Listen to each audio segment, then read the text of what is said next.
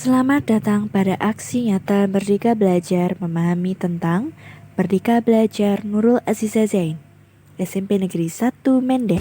Materi yang saya dapatkan adalah mendidik menyeluruh. Pengajaran adalah cara menyampaikan ilmu atau manfaat, baik lahir dan batin. Pendidikan adalah tempat menaburkan benih kebudayaan dalam hidup bermasyarakat.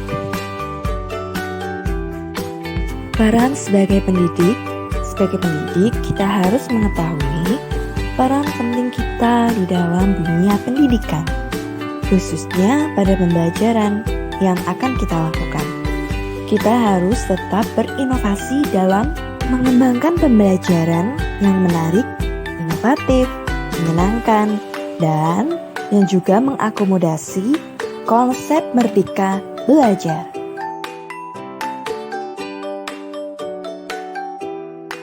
Selanjutnya yang saya dapatkan adalah mengenai mendidik menyeluruh.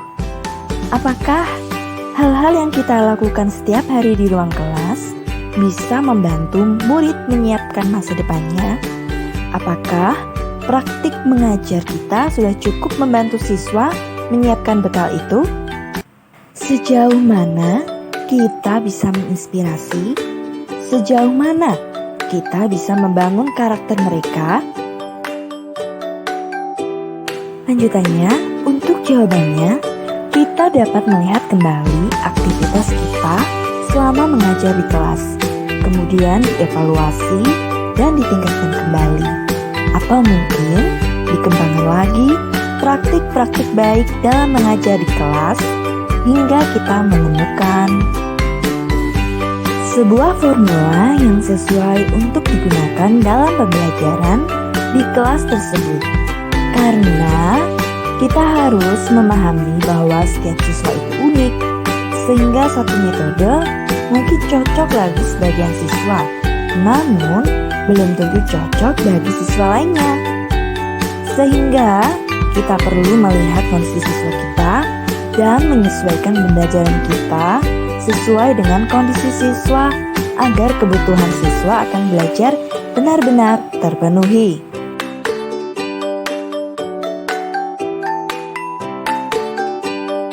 Intinya, sejauh mana kita bergerak, kita belajar, kita berinovasi, kita mengembangkan diri, dan pembelajaran untuk memenuhi kebutuhan belajar siswa, yang mana hakikat dari belajar adalah belajar tanpa henti, sampai kapanpun kita akan terus belajar. Fajar Dewantara memperkenalkan sistem Among, yaitu yang dikenal dengan slogannya Ing Ngarso Sung Tulodo, yang artinya seorang guru haruslah komitmen menjadi seorang teladan. Ing Madyo Mangunkarso artinya seorang guru haruslah membangkitkan atau menguatkan semangat murid-muridnya, bukan orang yang melemahkan semangat. Dan Tutwuri Handayani, yaitu seorang guru haruslah memberikan dorongan atau menjadikan murid-muridnya orang-orang mandiri atau orang yang merdeka yang tumbuh kembang secara maksimal.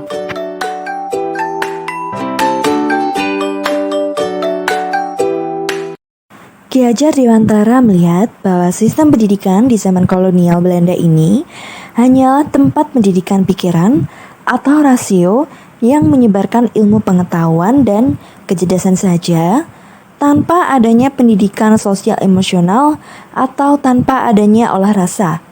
Selain pendidikan, kecerdasan atau keterampilan berpikir, pendidikan kultural, yaitu pendidikan yang berdasarkan garis bangsa dan budaya, misalnya dengan menghargai proses belajar murid, merayakan setiap pencapaian pembelajarannya, dan sesuai dengan kompetisinya juga, sangat dibutuhkan oleh murid. Menjadi manusia secara utuh. Manusia sebagai makhluk ciptaan Tuhan yang Maha Esa memiliki dua bagian utama pada tubuhnya, yaitu jasmani atau lahir dan badan rohani atau batin. Menurut Ki Hajar Dewantara, pendidikan adalah berdaya, tempat persemaian benih-benih kebudayaan. Kebudayaan merupakan hasil budi manusia secara lahir batin yang didapat dari perjuangan terhadap dua pengaruh kuat, yaitu alam dan zaman pengembangan. Budi pekerti berupa olah pikiran atau olah cipta, olah rasa atau menghaluskan perasaan, atau karakter, olah karsa atau menguatkan kemauan, dan olahraga.